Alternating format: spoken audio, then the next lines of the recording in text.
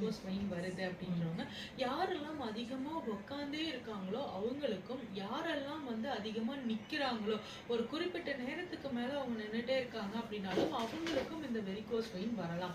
So இந்த varicose vein வந்து ஏன் நின்னுட்டே இருக்கிறவங்களுக்கு வருது, ஏன் உட்கார்ந்துட்டே இருக்கிறவங்களுக்கு வருது? நின்னுட்டே இருக்கிறவங்க அப்படின்னா அவங்க வந்து அவங்களோட ஃபுல் பாடியில இருக்கிற பிளட் வந்து டிராவல் ஆகிக்கிட்டே இருக்கும். ஸோ ஒரு இடத்துல இருந்து ரத்தம் வரும், இன்னொரு இடத்துல இருந்து ரத்தம் மறுபடியும் ஹார்ட்டுக்கு போகும். ஸோ இப்படி போய் தான் பியூரிஃபை ஆகி தான் நம்ம உடம்புல எப்பயுமே ரத்தம் வந்து சுழற்சியில சர்க்குலேஷன் ஆயிட்டே இருக்கும். கீழே நம்ம நின்னுட்டு இருக்கும் போது என்ன ஆகும் அப்படின்னா, ரத்தம் கீழே வந்துருச்சு அப்படின்னா மறுபடியும் ரிட்டர்ன் மேல வர்றதுக்கு கெண்டக்கால்ல தான் நமக்கு கெண்டக்கால் பகுதியில தான் ஹார்ட், அங்க ஒரு ஹார்ட் இருக்குன்னு சொல்லுவாங்க. அங்க இருக்கிற மோட்டார் வந்து பம்பு செட்டு மாதிரி அதை வந்து அடிச்சு ரத்தத்தை மேல தூக்கணும். அப்படி தூக்க முடியாம ரொம்ப நேரம் நம்ம நின்றுகிட்டே இருக்கும்போது எவ்வளவு நேரம் தான் வேலை செய்யும்? நம்ம டயர்ட் ஆகுற மாதிரி உள்ள இருக்கிற உறுப்பும் டயர்ட் ஆகும் இல்லையா?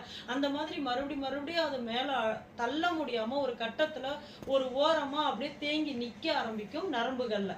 அப்படி தேங்கி